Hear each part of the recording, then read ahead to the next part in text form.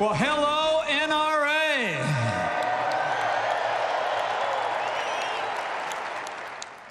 Thank you, Chris, for that great introduction.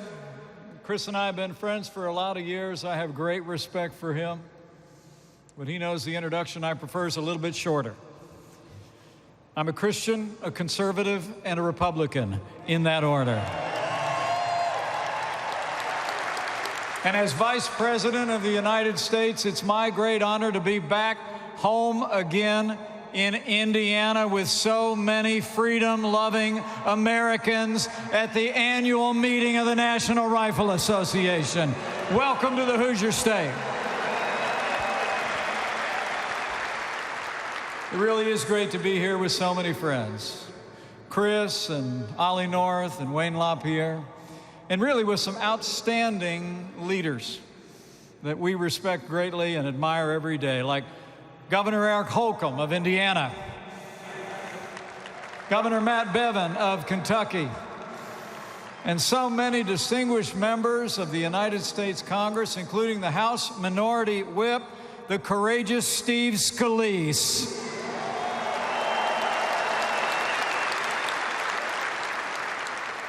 And speaking of friends of mine, it's especially great to be here with another friend, a great champion of freedom who I can tell you personally gets up every day and fights to keep the promises that he made to all the American people. I can't wait to join you to welcome the 45th President of the United States of America, President Donald Trump, back to the Hoosier State.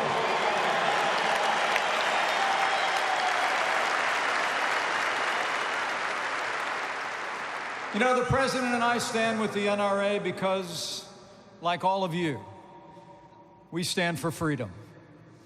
The right of law-abiding citizens to keep and bear arms is a freedom that is at the heart of the American story.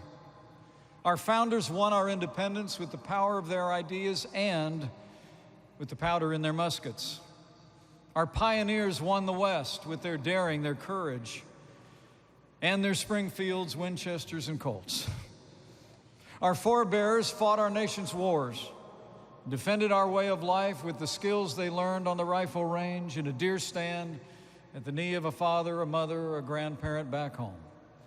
And in our own day, there are no greater champions of America's tradition of responsible gun ownership than all of you and the 5 million proud men and women of the NRA.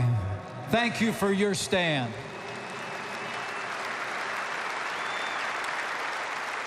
And I'm here today to tell you, we're with you.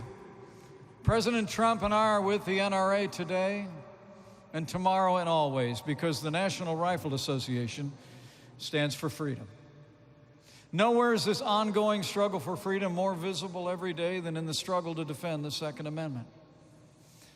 Firearms in the hands of law-abiding citizens don't threaten our families, they protect our families.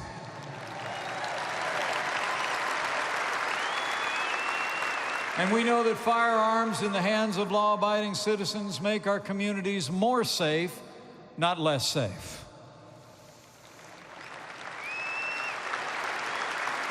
You know, at this podium nearly 2 decades ago, Charlton Heston said those famous words, and I quote, "I'll give you my gun when you pry it from my cold, dead hands." Well, I'll make you a promise.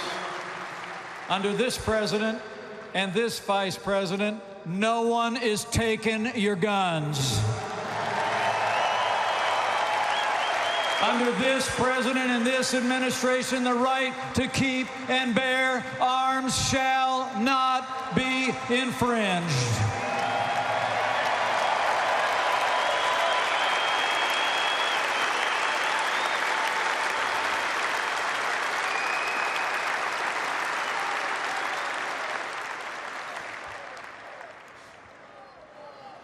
The truth is, from the first day of this administration, President Trump has been fighting for freedom, and you all know that. And really, I couldn't be more proud to be vice president to a president who fights every day, not just for freedom, but for those who defend it. I mean, think about it. This president stood with those who defend our freedom when he signed the largest increase in our national defense since the days of Ronald Reagan.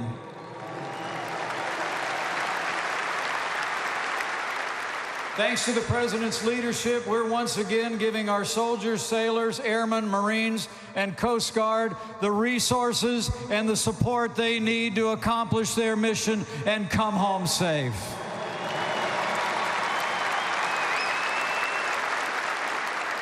And this president has stood with those who defend our freedom here at home, who protect and serve on the thin blue line.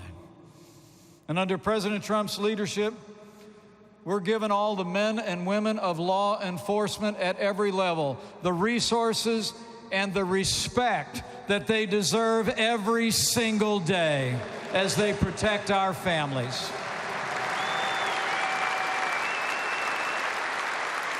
I know there's a lot of law enforcement members who are here today, have taken time to be at this convention. Why don't you all just show them how much we appreciate the men and women who serve on the thin blue line and protect our families every day. God bless you all.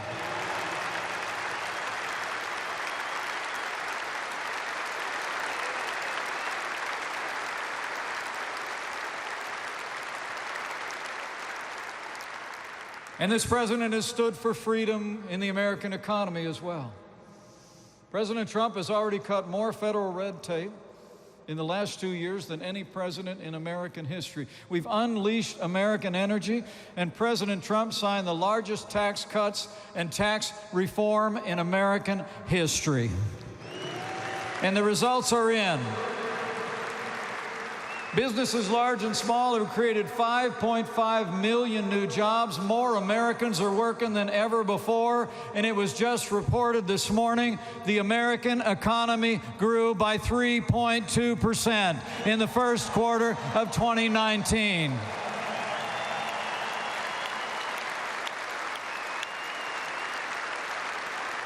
And beyond our security and our prosperity, this president has also strengthened the very foundation of our freedom.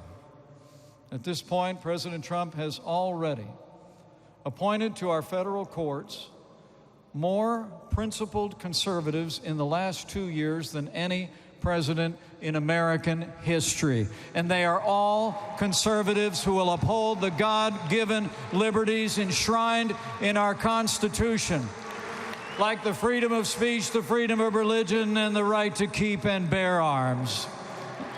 It's an incredible group. But despite the fact that this president has faced unprecedented opposition, obstruction, and resistance, I believe that when this president's story is written, when he finishes his term in office, 6 years from now,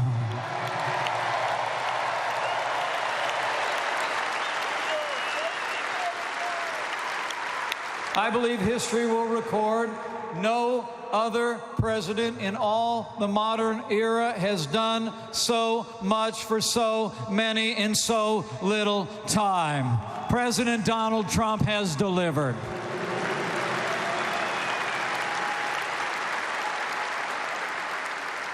So under the president's leadership here at home and around the world, America's winning again. But to keep on winning, I came here today to say that we need you to stay in the fight. Because the truth is, we live in a time when freedom is under assault. And it's not just the freedom that the NRA so nobly defends, but the freedom to live, to work, to worship God are all being threatened by the radical left every day. It's true. And the same people who threaten your right to self-defense want to stifle our economy by raising taxes and increasing regulation. The same people who want to take away your unalienable rights routinely denigrate the faith of millions of Americans and advocate late-term abortion and even infanticide. I'll make you a promise. Under this president, and this administration, we will stand without apology for the sanctity of human life.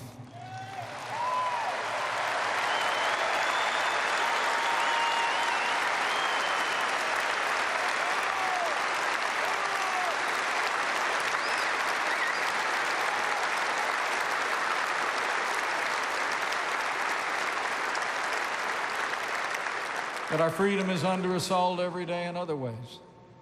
The same blue states and cities that are trying to bankrupt the NRA have become sanctuaries for illegal immigrants, including dangerous gang members and human traffickers. And the same people who want to restrict the right to keep and bear arms of law-abiding citizens believe the Boston Marathon bomber should be given the right to vote on death row. I got news for you, Bernie.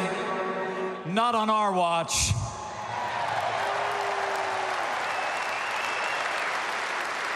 Violent, convicted felons, murderers, and terrorists should never be given the right to vote in prison. Not now, not ever.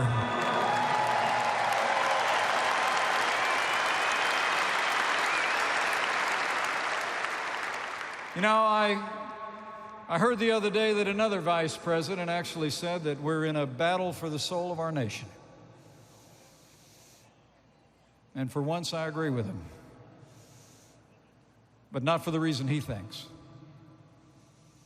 We are in a battle. We're in a battle for the soul of America, but it's a battle between liberty and tyranny. As the president has said before, it's a battle between independence and government control. And ultimately, it's a battle between freedom and socialism. You know, under the guise of the Green New Deal and Medicare for all, the same Democrats that want to take away your freedom openly advocate a failed economic system that has robbed the liberty and impoverished millions of people around the world. But let's be clear. It was freedom, not socialism, that gave us the most prosperous economy in the history of the world.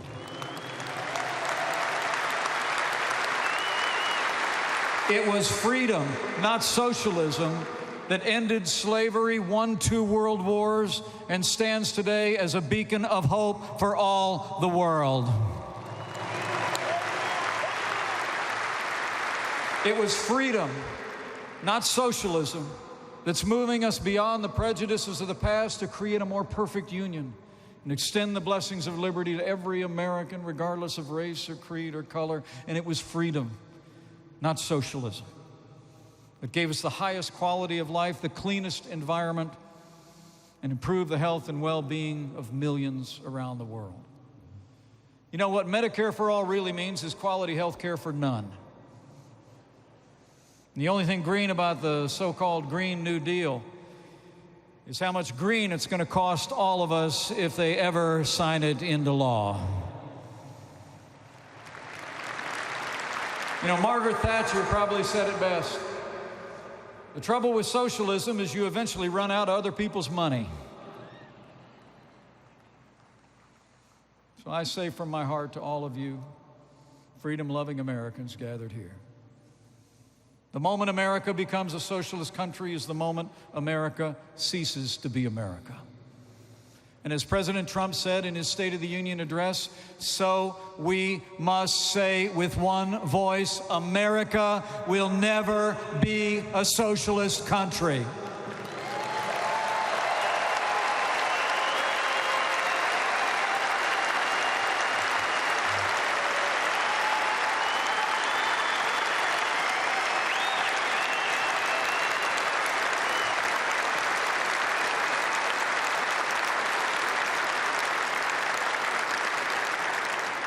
Men and women of the NRA, the stakes have never been higher.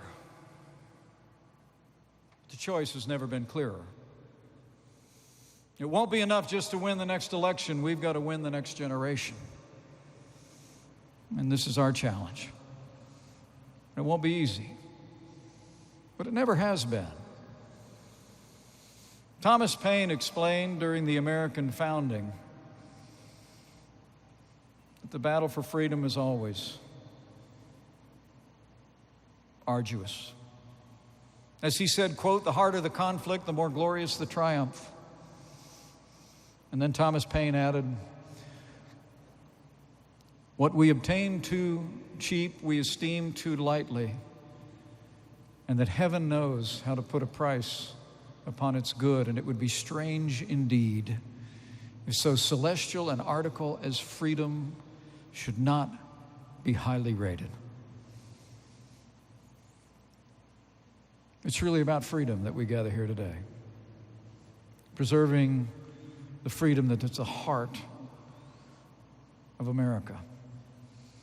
But as you'll hear in just a few minutes, President Donald Trump and I are ready for the fight. We are ready to stand with all of you and fight to defend and expand freedom for every American. But we can't do it alone. So keep doing your part. Talk to your neighbors and friends and tell them what we've been able to accomplish over the last 2 years. And tell them about the challenges that we face. And tell them what the opposition offers. I mean, tell them this president and this administration have been fighting for all the liberties you hold dear. Tell them we're setting things right in Washington, D.C. Tell them we're draining the swamp, because we are. And tell them the forgotten men and women of America are forgotten no more, because it's the God's honest truth. Go tell them. So thank you for the opportunity to be with you today. Thank you for coming here to the Hoosier State and giving me a chance to be home. You know, it's amazing for me to think about the journey that my wife and I have been on. 5 years ago, when I was governor of the state of Indiana, I stood at this podium in that role. And I have to tell you, for this small town boy from southern Indiana, grandson of an Irish immigrant, it's hard to describe how humbling it is to have the privilege. So I want to thank you for the honor of serving as your vice president. And I want to thank you for your support.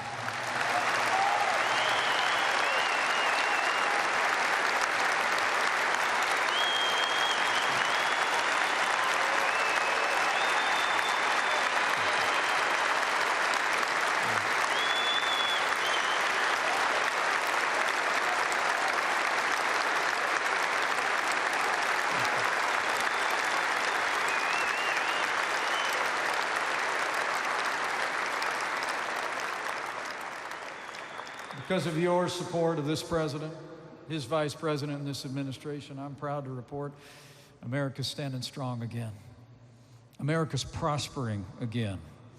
The Second Amendment of the Constitution of the United States is secure again, and freedom is winning all across America.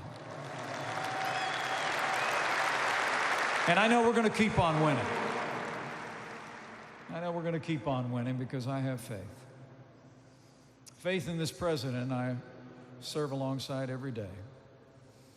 I mean, I got to tell you, somebody said to me the other day, tell the president to keep on going, keep on fighting.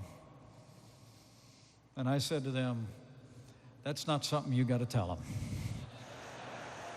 You know, as we say here in the Hoosier State, all the reverse is stripped out of that pickup truck. It is straight ahead, straight forward. He's bringing the energy, the leadership, and the fight for the American people. And I promise you, we're going to do it every day in the next 2 years.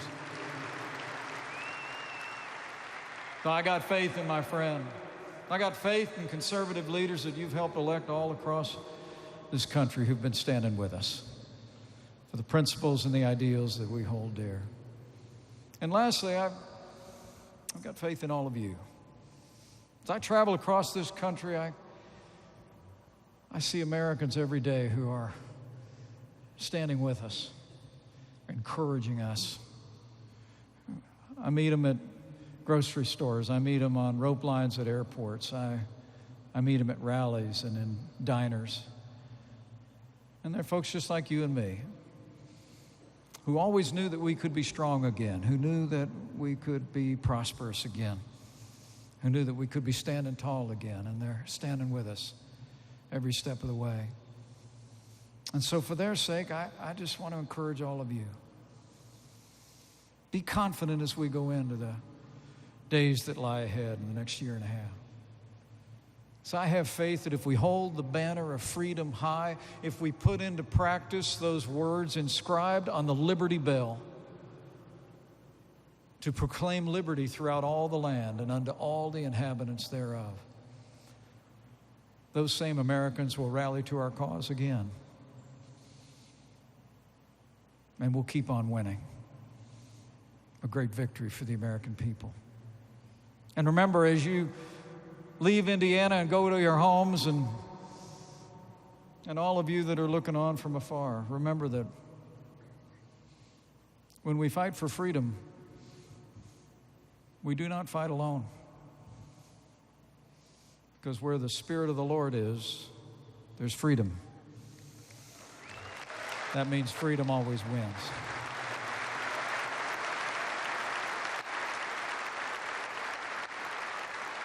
So thank you for the honor. Thank you for the honor of addressing you today. Thank you for the stand that you've made, the stand that each one of you take. We're proud to stand with you. And I truly do believe that with your continued support, with President Donald Trump in the White House for 4 more years,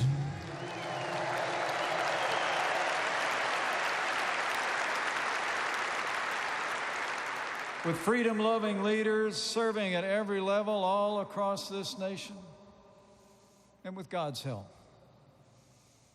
we'll finish what we've started.